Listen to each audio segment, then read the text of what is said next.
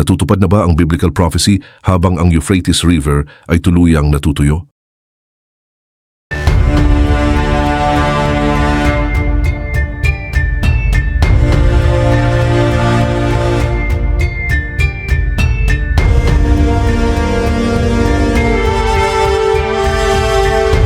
Ang Euphrates River ay dumadaloy sa human history bilang isa sa mga pinaka-ancient na landmarks nito. Bago pa man umiral ang modern borders, bago pa ang mga great cities, kahit ang mga imperyo na namuno sa mundo ay nandoon na ito. Ang tubig nito ay sumusuporta sa buong civilizations. Ito ay source ng life. Ito ang nagmarka ng boundaries ng mga nations. Ito ay silent witnesses sa human history sa loob ng napakaraming siglo. Ang ilog ay natutuyo at ang mga nakakaalam ng scriptures ay alam kung ano ang ibig sabihin nito. Sa loob ng libu-libong taon, ang Euphrates ay naging synonym ng buhay. Pero ang landscape ay nagbabago. 4 na anghel na nakagapos, naghihintay hindi para makalaya, kundi para sa utos na babago ng lahat. Sa mga nakaraang taon, ang level ng river ay tuloy-tuloy na bumababa ng napakabilis. Ang mga sections na dati ay natatakpan ng tubig ay nagpapakita na ngayon ng tuyo, bitak-bitak at exposed na lupa. Hindi ito coincidence, hindi ito climate. Ito ang nakatakdang panahon na papalapit na. Ang mga rehiyon ay nakakaranas ng scarcity at ang dating abundance ay unti-unting nawawala. Mula sa human perspective, may mga explanations tulad ng climate change, intervention sa natural resources, pagbabago sa water flow. Pero ang scriptures ay nagpapakita na ang history ay hindi lang driven ng natural factors. May plano. At sa loob ng planong iyon, ang Euphrates River ay may specific na lugar. Pero bago ko simulan, ay hihingi lang sana ako ng isang like at subscribe. Malaking tulong na ito sa aming mga content creator. Salamat po. Sa banal na aklat, hindi lang ito lumilitaw bilang isang river. Lumilitaw ito bilang parte ng narrative ng Diyos sa sangkatauhan. At sa Book of Revelation, chapter 9, verses 14 at 15, ang connection na ito ay direktang ipinapakita ayon sa Biblia na nagsasabi sa ika-6 na anghel na may pakakak, "Kalagan mo ang 4 na anghel na nakagapos sa malaking ilog ng Euphrates at kinalagan ng 4 na anghel na nangahahanda sa oras at araw at buwan at taon upang patayin ang 3 bahagi ng mga tao." Hindi ito possibility, ito ay revelation. Ang revelation ay hindi nagpo-provide ng hypothesis. Ito ay nagbubukas ng kung ano ang plano ng Diyos. Ito ay nagpapakita ng malinaw na principle sa scripture. Hindi lahat ng spiritual beings ay pinalaya. Ang ilan ay nasa ilalim na ng judgment. At ang 4 na ito ay hindi nakagapos dahil sa pagkakataon. Sila ay itinakda, kinulong, iningatan para sa eksaktong sandali. Binibigyang diin ito ng kasulatan. Lahat nangyayari kapag ang appointed time ay natupad. Hindi lang sila kumakatawan ng oposisyon. Sila ay parte ng judgment. Sila ay instrumento sa isang execution na matagal nang itinakda. At ito ang nagpapaliwanag kung bakit sila ay nakagapos. Hindi sila naghihintay ng kalayaan. Naghihintay sila ng release. May pagkakaiba. Ang freedom ay nagpapahiwatig ng autonomy. Ang release ay nagpapahiwatig ng higher authority. At sa context ng revelation, ang authority na iyon ay sa Diyos. Ito rin ang nagpapaliwanag kung bakit napaka-specific ng location, ang Great Euphrates River. Sa scripture, ang Diyos ay hindi gumagalaw sa random na lokasyon. Kapag may binanggit na lugar, bahagi ito ng revelation. Ang Euphrates ay hindi lang setting, ito ay defined point sa loob ng prophetic plan. At ang katotohanan na ang mga angels ay connected sa ilog na ito ay nagpapakita na may direct link sa pagitan ng physical at spiritual worlds. Sila ay nakagapos, pero ang kanilang confinement ay nakatali sa isang real place. Isang lugar na umiiral, isang lugar na nakikita. At ngayon ay isang lugar na nagbabago. Habang ang tubig ay umaatras, ang landscape ay nagbabago. Ang dating nakatago ay nagsisimulang lumitaw. At hindi ito maaaring balewalain sa liwanag ng scripture dahil kapag malinaw na ipinapakita ng Diyos ang isang bagay at ang eksena ay nagsisimulang mag-align, hindi ito tumutukoy sa coincidence, tinutukoy nito ang fulfillment. Ang mga anghel na ito ay palalayain. Ang ideya ng pagiging reserved dito ay hindi symbolic. Ito ay nagpapakita ng purpose. Ang mga anghel ay hindi lang nakagapos, sila ay iniingatan para sa isang specific na moment sa loob ng plano ng Diyos. May itinakdang oras kung kailan ang restraining na ito ay aalisin. Hindi dahil sa failure, hindi dahil sa accident, kundi dahil sa release. At ang release na ito ay hindi gradual. Ang declaration na ito na nakasulat sa Revelation 9 ay hindi galing sa tao. Hindi ito nanggagaling sa natural circumstances. Ito ay command sa loob ng spiritual governance ng Diyos. Ipinapakita nito ang isang fundamental. Ang release ng mga anghel na ito ay hindi nakadepende sa human events. Bahagi ito ng prophetic sequence na matagal nang itinakda. Lahat ay nangyayari sa tamang oras at iyon mismo ang dahilan kung bakit ang pagbanggit ng Euphrates ay napaka-importante. Bahagi ito ng setting, bahagi ng event, bahagi ng koneksyon sa pagitan ng visible at invisible world. Sa buong scriptures, ang mga lugar ay may spiritual meaning. Mga bundok kung saan nagpapakita ang Diyos, mga disyerto kung saan sinusubok ang tao, mga ilog na nagmamarka ng transitions at boundaries. At ang Euphrates sa context na ito ay hindi detail, ito ay established point. Ipinapakita nito na ang judgment na tinutukoy ay hindi lang spiritual, ito ay nagmamanifest sa physical world. At para maintindihan ang nature ng mga beings na ito, kailangan tingnan ang ibang ancient records na nagpreserba ng parehong line of revelation. Kabilang dito ang Book of Enoch. Kahit hindi ito bahagi ng traditional biblical canon, kilala ito sa ancient world at nagde-describe ng detalyado ng pagbagsak ng isang specific na grupo ng angels, ang tinatawag na Watchers. Ayon sa account, ang mga anghel na ito ay hindi na natili sa kanilang original position. Sila ay bumaba sa lupa. Sila ay nakipag-ugnayan sa sangkatauhan at lumagpas sila sa boundaries na itinakda ng Diyos. Ang transgression na ito ay hindi maliit. Naapektuhan nito ang order ng creation. Ipinapakita ng text na ang mga nilalang na ito ay nagturo ng forbidden knowledge, nag-corrupt sa mankind at nag-introduce ng mga practices na nag-distort sa kung ano ang itinakda mula sa simula. Bilang tugon, ang judgment ay hindi agad destruction, kundi imprisonment. Ang mga anghel na ito ay pinigilan, hindi ikinalat, hindi pinabayaang malaya, kundi ikinulong, nakulong sa malalim na lugar, sa kadiliman, naghihintay ng moment ng final judgment. Ang description na ito ay direktang tumutugma sa pattern na ipinakita sa Book of Revelation. At sa ilang cases, ang judgment ay may kasamang containment hanggang sa sandali na itinakda ng Diyos.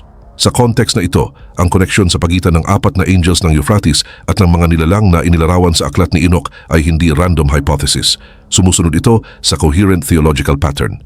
Transgression, judgment, imprisonment at release sa takdang panahon. Iyon ang pattern at malinaw itong lumilitaw.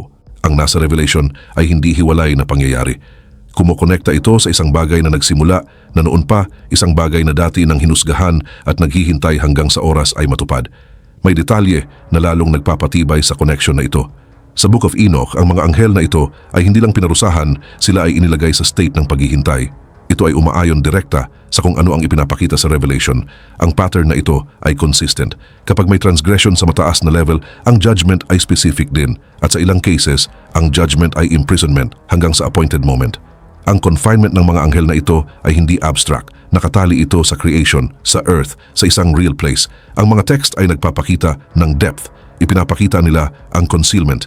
Ipinapakita nila na ang mga nilalang na ito ay inalis mula sa visible activity at inilagay sa ilalim ng restraint. At dito, pumupunta ang central point, ang Euphrates River. Ito ay hindi lang symbolic setting. Ito ang point kung saan ang spiritual reality ay nakakonekta sa physical world. Ang imprisonment ng mga anghel na ito ay naka-associate sa isang lugar na umiiral, isang lugar na matatagpuan, isang lugar na bahagi ng human history. Nagsisimula ito mas maaga. Para lubos na maintindihan ang role ng Euphrates, kailangan bumalik sa simula ng biblical narrative. Matagal bago ang final prophecies, bago ang apocalyptic visions, ang Euphrates ay nabanggit na sa scripture. Sa libro ng Genesis, ito ay lumilitaw bilang isa sa apat na ilog na dumadaloy mula sa Garden of Eden. Ito ay hindi secondary detail. Ang Eden ay origin point ng humanity, ang lugar kung saan itinakda ng Diyos ang tao, ang environment kung saan maayos ang creation. At sa loob ng setting na iyon, ang Euphrates ay nandoon na. Ipinapakita nito na ang ilog na ito ay hindi lang connected sa history, ito ay connected sa simula ng history. Dumadaloy ito sa buong biblical narrative mula Eden hanggang Revelation.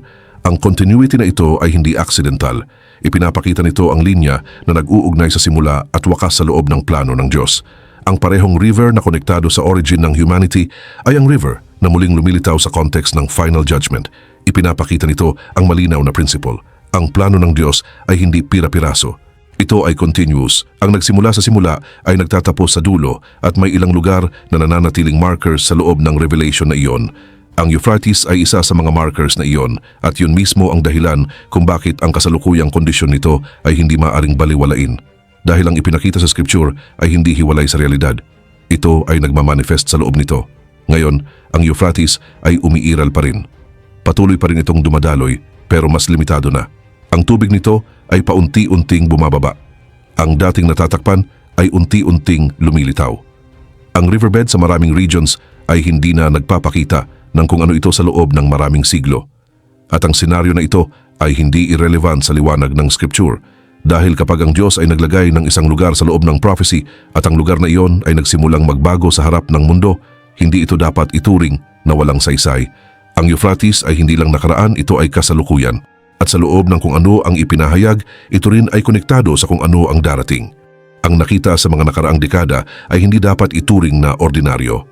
Ang volume ng tubig sa Euphrates ay tuloy-tuloy na bumababa. Ang mga reservoirs ay nauubos.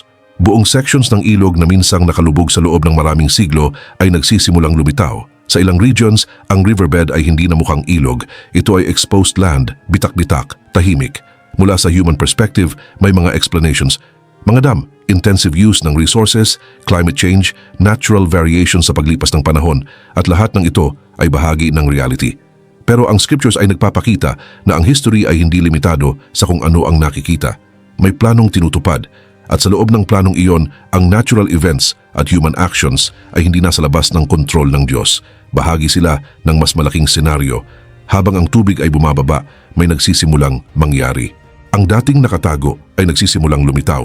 Ang dating natatakpan ay nabubunyag. Ito ay hindi lang archaeology, ito ay pattern. At ang nangyayari sa Euphrates ay sumusunod sa mismong principle na ito. Ang lugar na binanggit sa Revelation ay nagbabago sa harap ng mundo. Ang setting ay nabubunyag at may kahulugan ito dahil sa loob ng biblical revelation, ang location ay hindi irrelevant. Ito ay bahagi ng event, bahagi ng fulfillment, bahagi ng appointed moment. Hindi ibig sabihin na bawat detail na nakikita ngayon ay siya na mismo ang final fulfillment ng prophecy. Pero ibig sabihin nito ay ang senaryo na inilarawan ay nagsisimulang maging visible, recognizable, aligned sa kung ano ang naipahayag na. At hindi ito nagdudulot ng curiosity lang. Nagdudulot ito ng alertness dahil ang text ay hindi nagtatapos sa description ng angels na nakagapos. Ito ay tumuturo sa isang moment kung kailan magbabago ang lahat. Ang restraint ay matatapos, yung command ay ibibigay at ang release ay mangyayari. Ang judgment ay hindi random, ito ay precise at pagkatapos ipinapakita ng text ang epekto. Ang aksyon ng mga anghel na ito ay nagre-resulta sa pagkamatay ng malaking bahagi ng humanity. Hindi ito naglalarawan ng localized na event. Naglalarawan ito ng isang global scale, isang bagay na umaabot sa buong humanity. At ito ay nagpapatunay sa role ng mga anghel na ito. Hindi lang sila spiritual beings na nakagapos, sila ay instruments ng judgment na iningatan ng Diyos hanggang sa moment na sila ay palayain para tuparin ang itinakda na. Pagkatapos, isa pang element ang ipinakilala sa Revelation, isang army. Ang bilang ay hindi symbolic sa sense na undefined, ito ay specific na 200 million. Ang dami na ito na nakasulat sa Book of Revelation ay tumutukoy sa isang napakalaking scale kahit sa loob ng biblical narrative mismo. Hindi ito maliit na event, hindi ito localized, ito ay napakalawak, comprehensive. Ang description ay hindi sumusunod sa pattern ng warfare na kilala ng humanity. Ipinapakita nito ang imagery na sa loob ng maraming siglo ay iba-iba ang interpretasyon. Pero kahit paano pa man ito intindihin, nananatiling malinaw ang central point. Ang army na ito ay bahagi ng parehong event. Hindi ito lumilitaw ng basta-basta. It was already prepared. Ipinapakita nito ang fundamental na katangian ng Revelation. Ang mga event ay hindi random. Sinusunod nila ang order, isang sequence na nakatakda, isang progression sa loob ng plano ng Diyos. At sa loob ng progression na iyon, ang release ng 4 na anghel na nakagapos sa Euphrates ay may defined na lugar. Dahil kapag ang senaryo ay nagsisimulang mag-align sa kung ano ang ipinakita, hindi na ito theory. Ito ay nagiging reality. Ang text ay hindi ipinapakita ang event na ito bilang malayo or uncertain. Ipinapakita ito bilang bahagi ng isang bagay na already determined.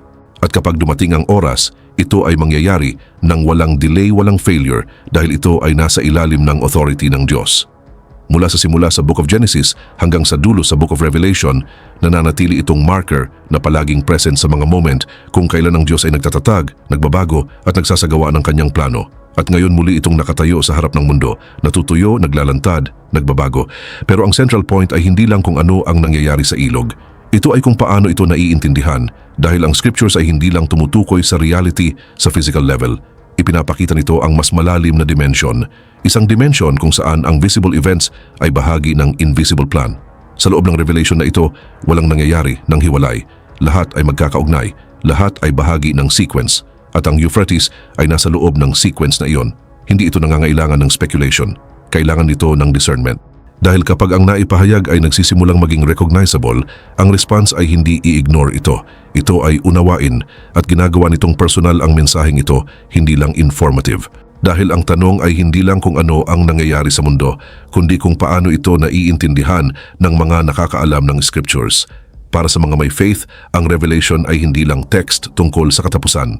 Ito ay revelasyon ng plano ng Diyos. Isang tawag sa pag-iingat, isang tawag sa awareness, isang tawag para makilala na ang oras ay hindi out of control. ito ay natutupad. At sa liwanag ng ito, ang response ay hindi takot. Ito ay understanding dahil lahat ng ipinakita ay mangyayari.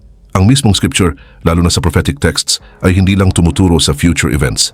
Ito ay tumuturo sa vigilance, sa awareness, sa spiritual discernment, sa kakayahang makita ang mga panahon sa liwanag ng kung ano ang Diyos ay naipakita na, hindi bilang fear kundi bilang understanding.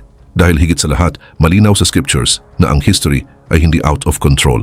Hindi ito driven by chance. Ito ay hindi pinamumunuan ng chaos. Ito ay nasa ilalim ng sovereignty ng Diyos. May order, may direction, at may purpose na natutupad. Ang mga events, natural man o hindi, ay hindi hiwalay. Bahagi sila ng mas malaki, isang bagay na lumalampas sa immediate perception. Maaring tingnan ng mundo ang Euphrates at makita lang ang ilog na nawawala. Pero sa liwanag ng scripture, mas malaki pa rito ang kahulugan. Ito ay marker, isang point sa loob ng revelation, isang element na bahagi ng fulfillment ng kung ano ang naipahayag na. At hindi ito tumutukoy lang sa mystery. Ito ay tumutukoy sa faith dahil kahit hindi lahat ng detalye ay naiintindihan, nananatiling malinaw ang central truth. Ang Diyos ay nagbigay na ng sapat. Sapat para maintindihan, sapat para ma-discern, sapat para magtiwala. Ang scriptures ay hindi ibinigay para sagutin lahat ng curiosity ng tao, kundi para ipakita ang plano ng Diyos.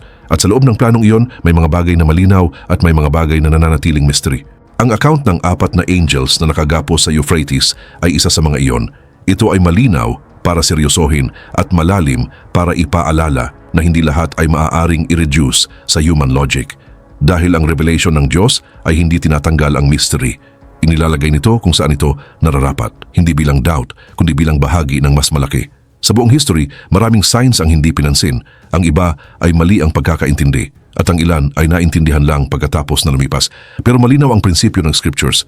Ang mga nakakaalam ng word ay nakikilala ang mga panahon, hindi sa pamamagitan ng speculation, kundi sa discernment. Maaring patuloy na matuyo ang Euphrates, maaring mas maraming bagay ang mabunyag, maaring may mas maraming analysis, pero wala nito ang magbabago sa central point. Ang plano ng Diyos ay patuloy na nangyayari.